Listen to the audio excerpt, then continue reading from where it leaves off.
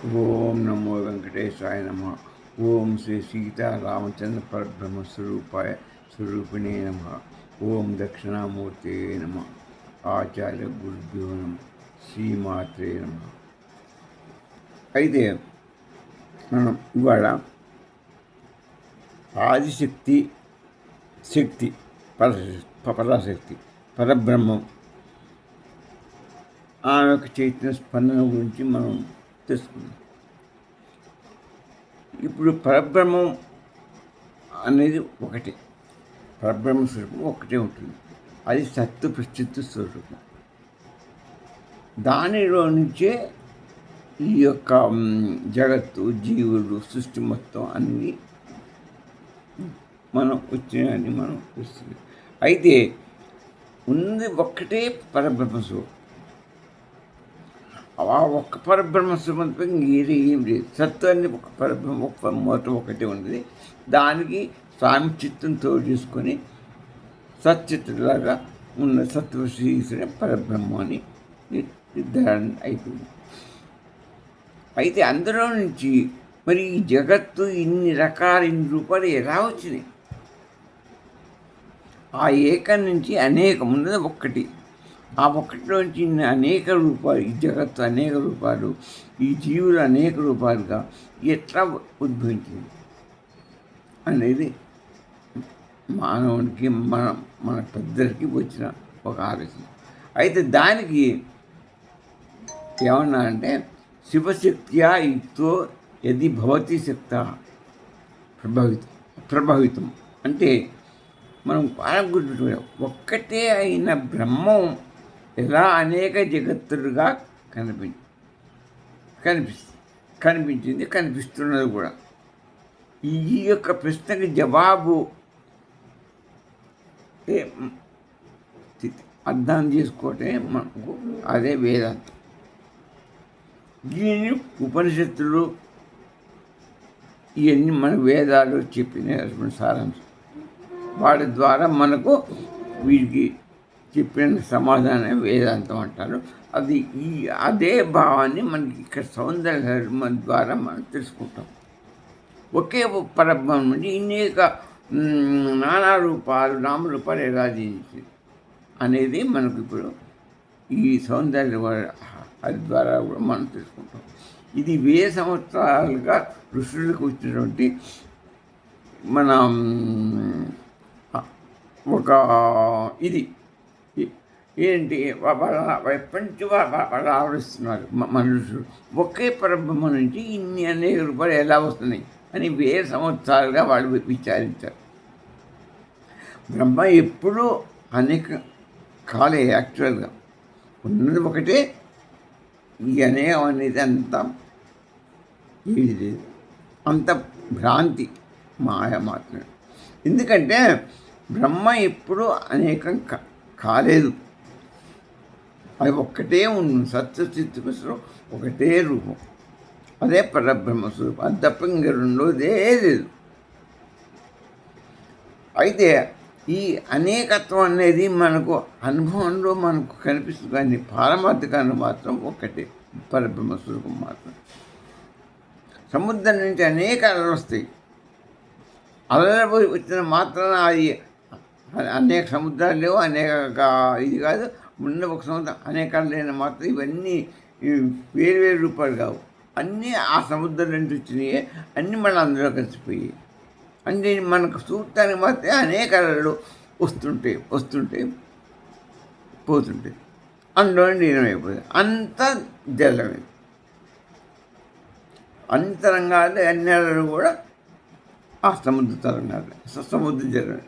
అట్లనే ఇన్ని నానా రూపాయలు వచ్చినా కూడా ఆ పరబ్రహ్మ స్వరూపమే. దాని యొక్క చైతన్యమే ఉంది. దాని యొక్క స్వరూపం దాని నుంచి ఆవిర్భవించిన స్వరూపమే దాని చైతన్యం. ఒక దీపం నుంచి మనం పరబ్రహ్మ స్వరూపాన్ని ఒక అఖండ దీపం.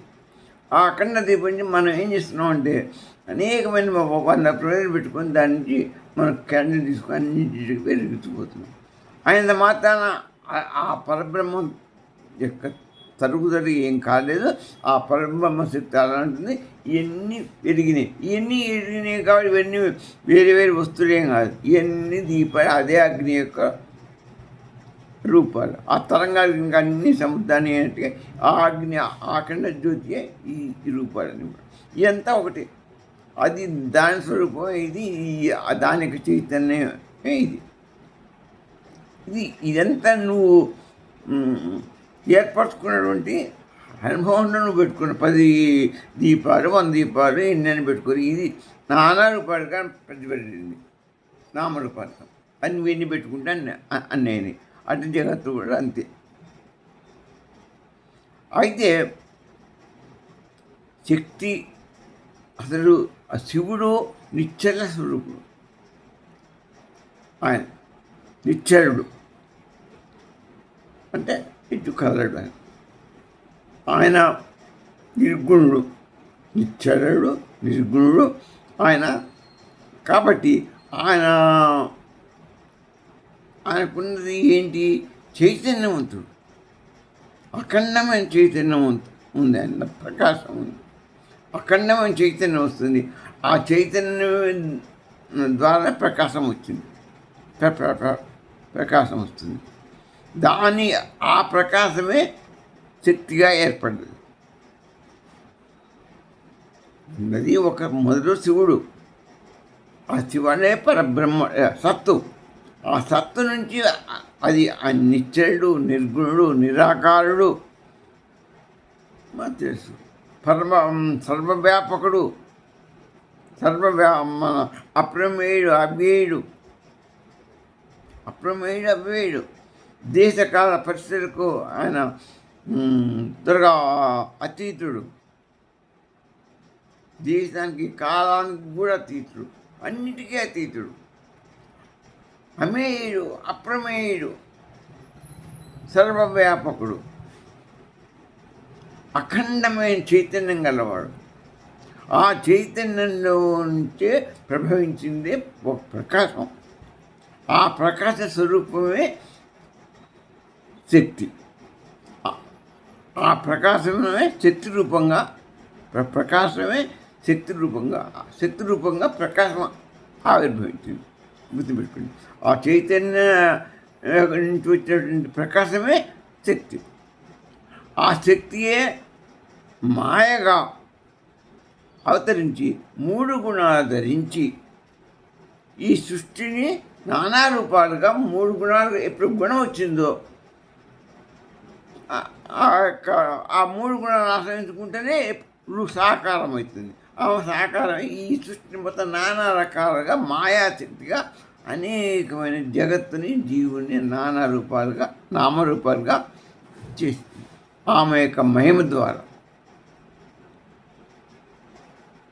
ఇక్కడ బాగా అర్థం చేసుకోండి. శివుడు మహాప్రకాశానికి అఖండ ప్రకాశమైన వాడు. ఆయన యొక్క చైతన్యంలోంచి విపరీతమైన ప్రకాశం వచ్చింది.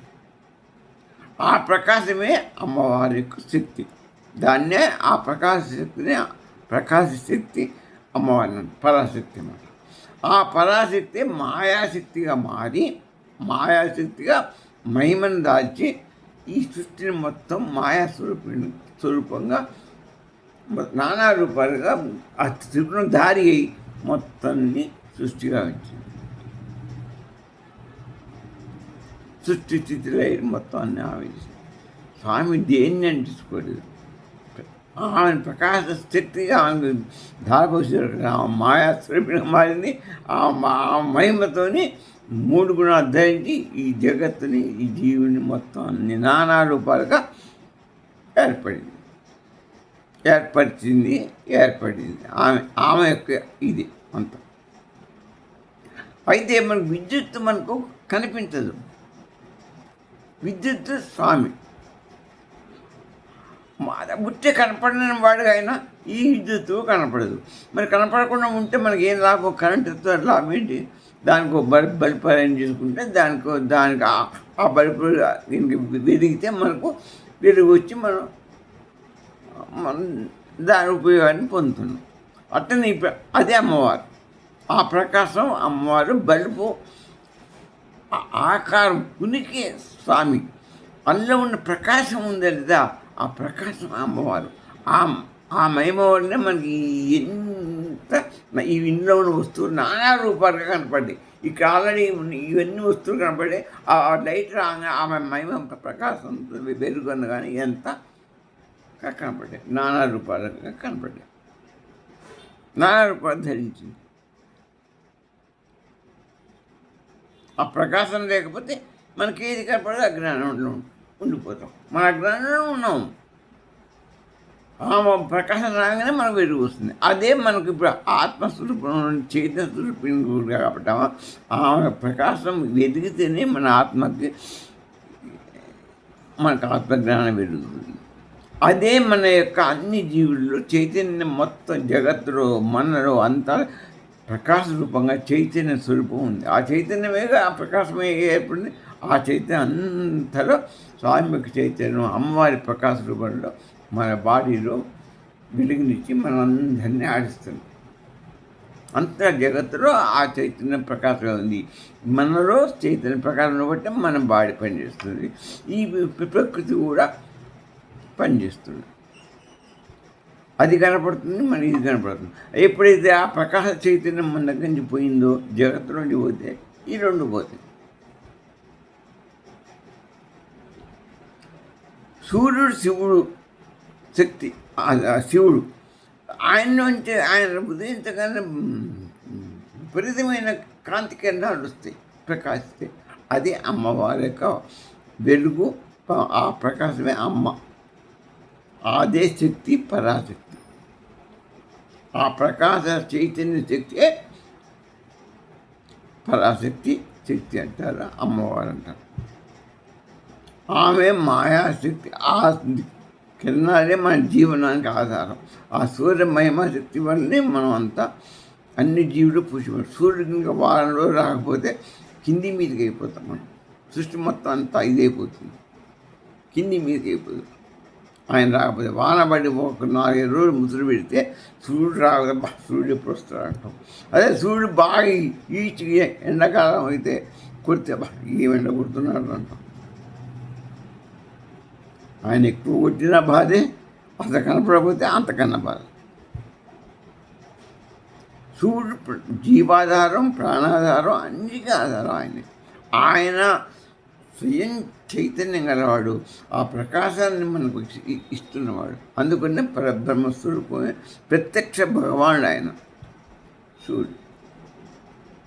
భగవంతుడు అనేదానికి సూర్యుడిని సాక్షి అనుకుని ఉదాహరిస్తారు. సూర్యుడు ఉదాహరణ లేకుండా ఏ భేదం చెప్పలేదు, ఏ ఉపనిషత్తు చెప్పదు. సముద్రం ఒకటి, సూర్యుడు ఒకటి, ఈ రజ్జు పాము ఈ వాటినే ఎక్కువగా తీసుకుంటారు. బ్రహ్మ విద్యకి ఇవే ముఖ్యమైనటువంటివి. వాటిని ఆ అమ్మ ప్రకాశ చైతన్యం ఉందా, ఆ చైతన్యమే బలుపు లైట్ వెళ్తే మనలో ఈ రూమ్లో ఇవన్నీ ఎట్టాయి మనకు వెలుగులు అన్ని కనపడి అన్ని పని మనం చేసుకుంటూ మనకు ఆధారము ఆ ప్రకాశమే, అమ్మ శక్తి. అట్లే అది ఆ పరబ్రహ్మ చైతన్యం ఆ జగత్తులోను మనలోనూ ప్రవేశించబట్టి ఆ జగత్తు నడుస్తుంది. ఇది మనం జీవులం కూడా నడుస్తున్నాం. సూర్యుడిలో ఆ పరబ్రహ్మ స్వరూపుని యొక్క చైతన్యం ఆ సూర్యునిలో కాంతిని ఇస్తున్నది, చంద్రునికి శాంతిని ఇస్తుంది, మనలో చైతన్యాన్ని ఇస్తున్నది, పుష్పంలో గంధాన్ని ఇస్తుంది, మనిషిలో ప్రేమ వాత్సల్యాన్ని కలిగిస్తుంది, మనిషిలో ఋషుల్లో జ్ఞానాన్ని ఇచ్చేది అదే. మొత్తం అన్నిటికీ కారణం నీకు భక్తిని ఇచ్చేది. ఏది ఇచ్చినా, కోపం ఇచ్చినా, రక్తి ఇచ్చినా, శాంతం ఇచ్చినా, అన్నిటికీ ఆ పరమ చెయ్య ఆ చైతన్యం. ఆ చైతన్యం అంటే నీకు ఇవన్నీ కలిగి కూడా. ఆ చైతన్యం లేకపోతే నీకు అసలు నిర్లీగా ఏమి లేదు. అంటే పరమ చైతన్యం ఆ శక్తి మాయాశక్తి వల్ల నడుస్తుంది. మాయా మహిమ, దాన్ని మహిమ అంటారు. మహిమ శక్తిని మాయాశక్తి. ఆ మాయాశక్తి వల్ల ఆమె మనం చూపిస్తుంది కాబట్టి ఇవి మాయా కలిగి 3 గుణాలు ధరించి ఈ వస్తువును చూపిస్తుంది కాబట్టి ఇవి శాశ్వతాలు కావు. మనం టెంపరరీగా ఇందులో జీవిస్తున్నాం. మనకు అక్కడ కనిపిస్తే సినిమా కనుక 3 గంటలు చూసేట్టుగా మనం ఇక్కడ మనకి చూపిస్తుంది. ఒక సినిమా తీస్తే ఈ ప్రపంచం అట్లా నడుస్తుంది. ఒక సినిమా ఇదే అది బ్రహ్మ ఇది అది అంతా ఒక సినిమా రీడ్ లాంటిది. అమ్మ తీసిన ఒక సినిమా స్వామి ఇచ్చ ప్రకారంగా అమ్మ తీస్తుంది ఆ సినిమా. ఆ సినిమా వేస్తే ఇదంతా అర్థ జగత్తు, ఇటు మనం అందరం పాత్రదారులం. ఇది బాగా గుర్తుపెట్టుకో. అందుకనే మనకు 3 ప్రపంచాలు ఉంటాయి మనకి జనరల్గా. ఒకటి బాహ్య ప్రపంచం, మనం ఇదంతా చూస్తున్నాడు బాహ్య ప్రపంచం చూస్తున్నాం రోజు, బాహ్య ప్రపంచం. అంత ప్రపంచం మనసులో కూడా మనకు వేరే ప్రపంచం ఉంది. మన మనసులో వేరే ప్రపంచం చూపిస్తుంది మనకు, అది అంతరంగంలో ఉన్న ప్రపంచం. ఇంకోటి ఆధ్యాత్మిక ప్రపంచం, ఆధ్యాత్మిక అనుభవంలో చూపిస్తుంది. ఆధ్యాత్మిక అనుభవమే అది, నీకు కట్టి కనపడదు. అది నీకు ఆధ్యాత్మిక అనుభవంలో నువ్వు తెలుసుకోవాలి ఆ ప్రపంచాన్ని. అదే జ్ఞానం, అదే ఉపనిషత్తులు బోధించి, అదే వేదాంత ఉదయం.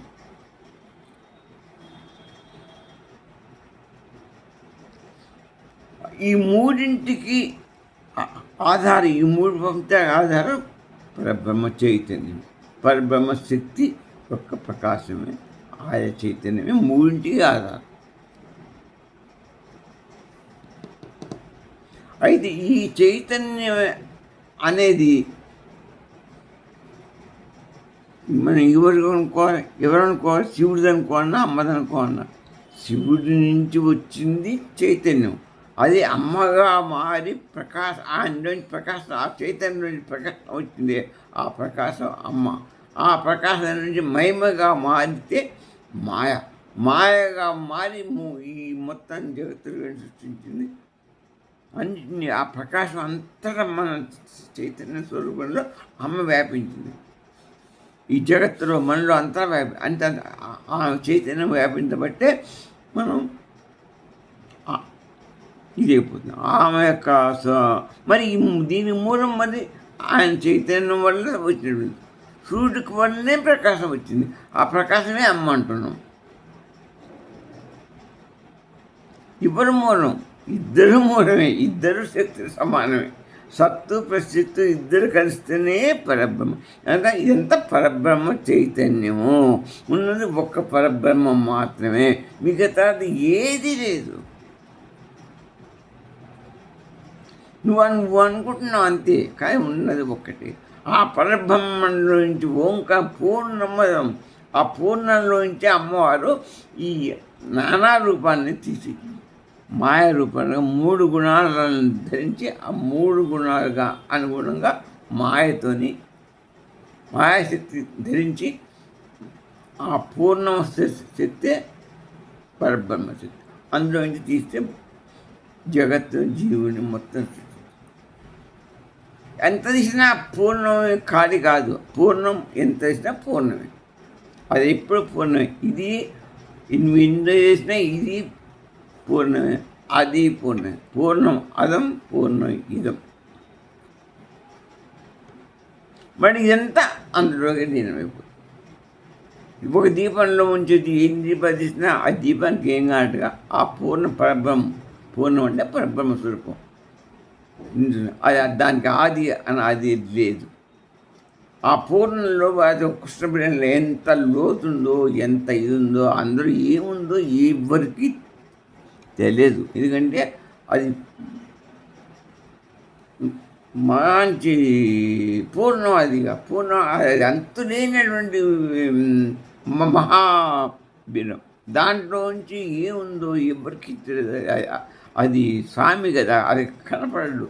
ఆయన నిరాకారి. ఆ నిరాకారాన్ని ఎంత ఉందో ఆయన పూర్ణం. అమ్మవారు కూడా పూర్ణం, అందులోని భాగం. వద్దగస్తున్న పూర్ణం, అందులోంచే వాళ్ళు చీకటి పెడుతున్నారు. ఎంత తీసి పెట్టినా తరగదు, మళ్ళీ ఎంత అందులో పోసినా కూడా నిండదు. ఇది అంతుపట్టని రహస్యం. ఈ వేదాంతాన్ని తెలుసుకోవడం కష్టం. ఇది వ్యాప్తి.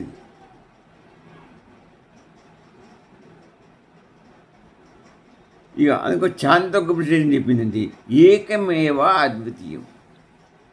ఉన్నది ఒకటే. అందులోంచి అమ్మ తీసి ఇటు పక్క పెట్టింది, కానీ అందులో ఇక్కడ పెట్టింది.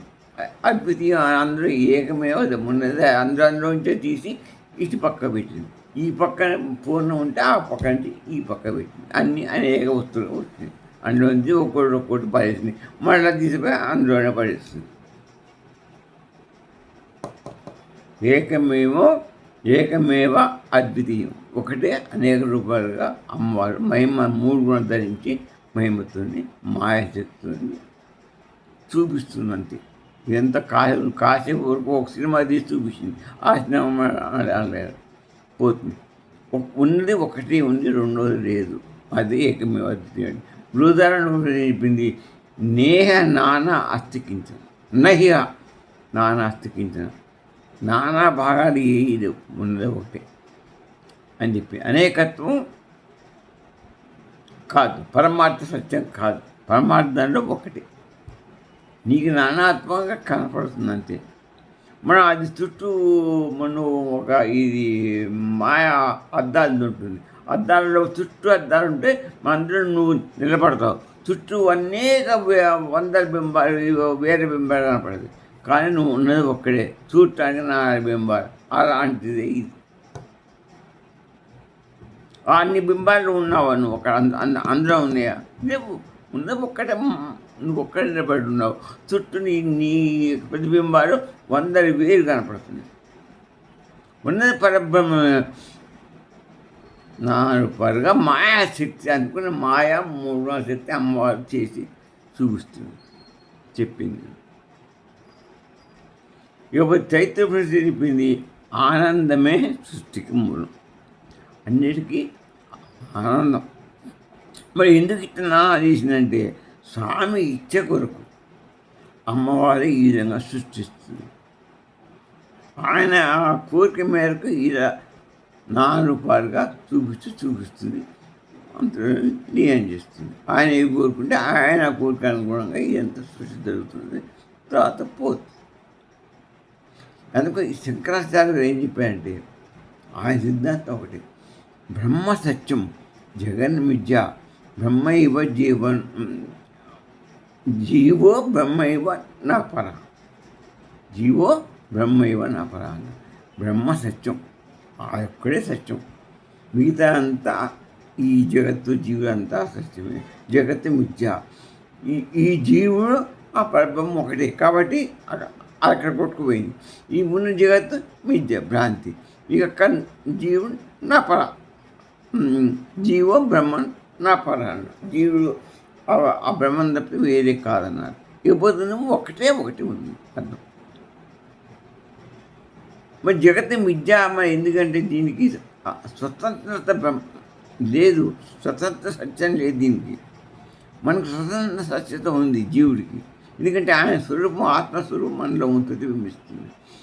జగత్తుగా ఆ స్వతంత్రత లేదు, అందుకే మిథ్య అన్నారు దాన్ని. మంది మనలో ఆత్మస్వరూపుడు ఆయన వెలుగుతున్నాడు కాబట్టి ఆయన భిన్నం కాదని మనం చెప్తున్నాం. ఇది తెలుసుకోవాల్సింది. జీవుడికి జగత్తుకు భేదం, బ్రహ్మకు భేదం.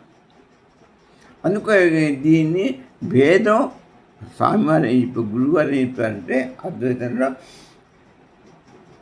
భేదం ఒక అనుభవ స్థాయిలోనే, మొత్తం అభేదం, పరమార్థనం మొత్తం అభేదం అన్నారు శంకరాచార్య. విష్ణు రామానుజాచార్య వారు ఏం చెప్తారంటే, మొట్టమొదటి చెప్పింది ఒకటి, ఈ పరమేశ్వరుడు, జగత్తు, జీవుడు ఎంత అవిభాజ్యంగా కనపడిన ఆయన పరమేశ్వరుని యొక్క భాగాలే ఆయన యొక్క వ్యక్తిత్వం ఇందులో వీటిలో ఉన్నది అంటారు. ఇక ద్వైతంలో వాళ్ళు ఒప్పుకోరు. పరమేశ్వరుడు వేరు, ఈశ్వరుడు వేరు, జీవుడు జగత్తు వేరు, అంతా ఆయన అధీనంలో ఉన్న వాళ్ళే అంతా, ఆయన చైతన్య స్వరూపులే వీళ్ళు అంటారు. మనం నిజంగా మన కళ్ళు మూసుకొని మన రోజు అనుకుంటే అన్నీ మారిపోతుంటాయి. కళ్ళు మూసుకొని కళ్ళు చూస్తే మన ఆలోచన పోతే, భావాలు పోతుంటాయి, అన్నీ పోతుంటాయి. కొత్త కొత్తవి వస్తుంటాయి, కొత్త కొత్తవి వస్తుపోతుంటాయి. ఈ రావడం పోవడం అంతా పోకుండా మనం వాడు ఒక్కడే. వాడే ఆత్మస్వరూపుడు, సాక్షి స్వరూపుడు, చైతన్య స్వరూపుడు. ఆమె అమ్మవారు, ఆమె శ్రీమాత అంటారు. ఈ సౌందర్యంలో ఆత్మని శ్రీమాతగా అని చెప్తారు. ఆ శ్రీమాతే పరబ్రహ్మ.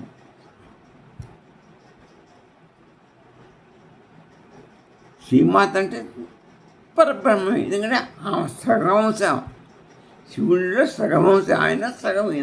ఆయన ఎక్కువ కాదు, ఈమె తక్కువ కాదు. ఈమె ఎక్కువ కాదు, ఆయన తక్కువ కాదు. ఆయనే ఈయన, ఈయనే ఆమె, ఆమె ఈమె అంతా ఒకటి. ఇద్దరు కలిసి ఒకటి. ఇద్దరు స్వరూపాలు ఒకటి. ఇద్దరు రెండు కోణాలంతే. ఒక రూపాయికి రెండు దృక్కులు ఉన్నది ఒకటే. ఒకటే రూపాయి బిళ్ళ. ఇటు పక్క బొమ్మ, ఇటు పక్క బొసరా. ఇదే మనం తెలుసుకోవటువంటి ఇది. ఇది కరెక్ట్గా తెలుసుకుంటే అందరిలో ఉన్నది అమ్మవారి చైతన్యమే అని తెలుసుకుంటే ఒక మనిషిని ఎప్పుడు ద్వేషించడు, అందరిని ప్రేమిస్తాడు. ఎందుకంటే వాడిలో ఉన్నది, నీలో ఉన్న జీవితం ఒకటి. అందుకని నేను అంటున్నా, నీ రక్తం నా రక్తం వెళ్ళిపోయింది. కారణం ఆలో ఉన్న వాడిలో ఉన్న జీవుడు, నీలో ఉన్న జీవుడు ఆ పరమాత్మని.